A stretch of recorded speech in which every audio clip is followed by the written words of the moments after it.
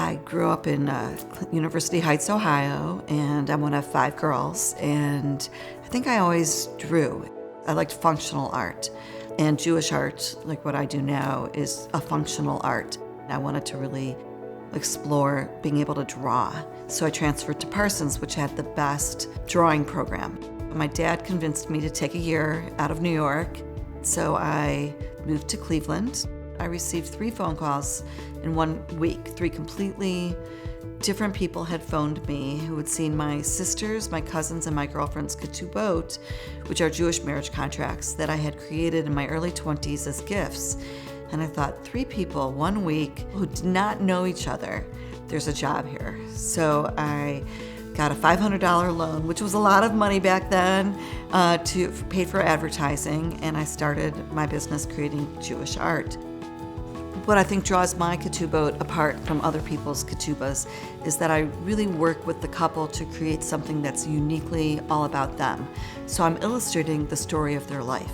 It's that moment right now of where they are when they're getting married. When I meet with them, I take the information of what their interests are, what symbolism, do they want a paper cut, do they want a painting, what shape, what size, do they want a square, do they want a rectangle? And then I stop them and I say, okay, so tell me what you'd want to incorporate in your ketubah. So we have an idea of the design, so let's figure out what we're going to tell in your story. Paper cutting is very interesting. It's like drawing. Paper cutting has been going around for centuries, invented by the Chinese. And I have my papers made for me, so I'm able to cut on one side where it's a little smoother and the other side is more porous, so it has more texture to it. I do a drawing, and then I interpret the drawing for paper cut, so the lines are continuous, and then thicker and thinner depending on how it's going to be cut, and I coordinate the imagery from one thing to the next, which is actually similar to my gouache. Gouache is an interesting material to use. It's a crossover between an acrylic and a watercolor, so you can get a little thicker and you can really kind of move the paint in a way you can't with watercolor, and you can layer it. I love that layering effect. Over the years, I've been creating social commentaries, and so every year I try and create something about what's going on in today's world. Fairmont Temple had caught fire, so Fairmont Temple knows who I am, and they asked me if I could brainstorm with them for something for their windows, and I said, well, why don't we take this imagery, I can make this painting, and we could put it on the windows. And simultaneously, while that is being put up, I won this amazing award. A day and a half after I received this amazing honor, the war in Israel breaks out. The brutal murdering of people and the kidnapping of all the hostages, and I felt such an obligation in my heart to do something to make a difference. So my friend texted me saying, hey, the Jewish Federation wants me to work on this, but I told them I'd only want to work on it with you because you're the idea girl. I said, great.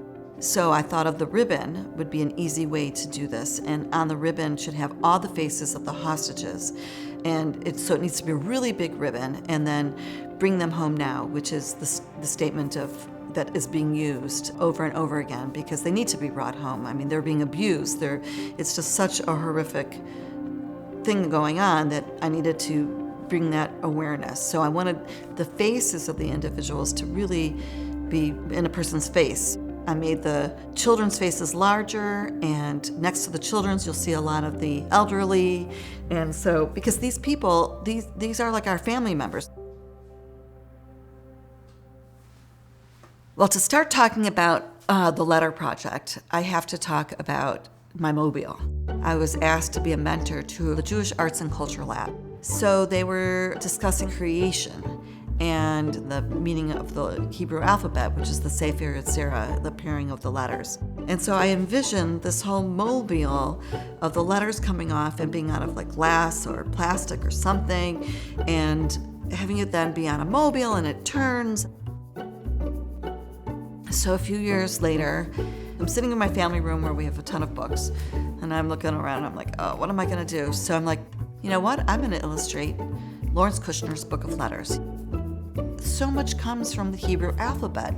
The Hebrew alphabet the letters build on one another. So each letter is about living life and about building your life and what do you want in your life. And it's okay to make mistakes and move back and try and fix it as anybody. So they're really for everybody.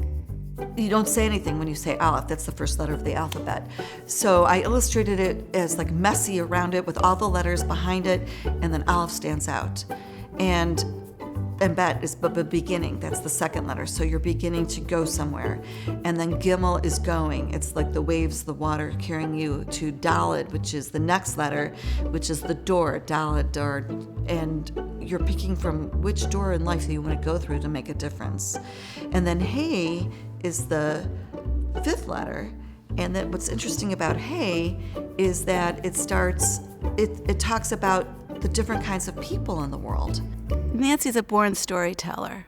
She loves going back into history, and especially Jewish culture, and especially writings from the Torah. The letters have intrigued her always, and when each of the letters tell a different story. I became fascinated and I fell down this rabbit hole. I created the series more as like for the layman, for everybody to understand.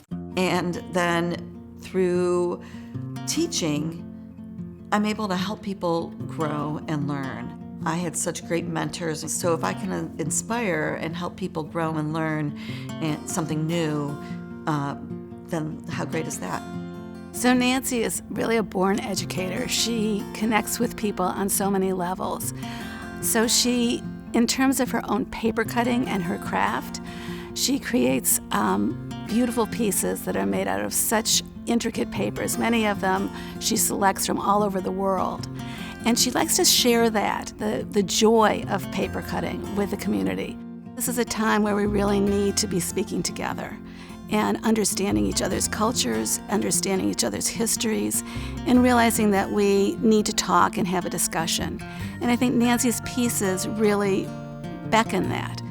My work is so rewarding to me because I'm able to bring meaning and bring awareness to a larger audience. It's so important on so many levels to bring awareness of different diverse groups and what they're all about. If you bring awareness, you're bringing respect. And acceptance is important when you have such a melting pot of people as we do in America. Maybe we could all live together in peace and be supportive of one another and respectful of where we come from.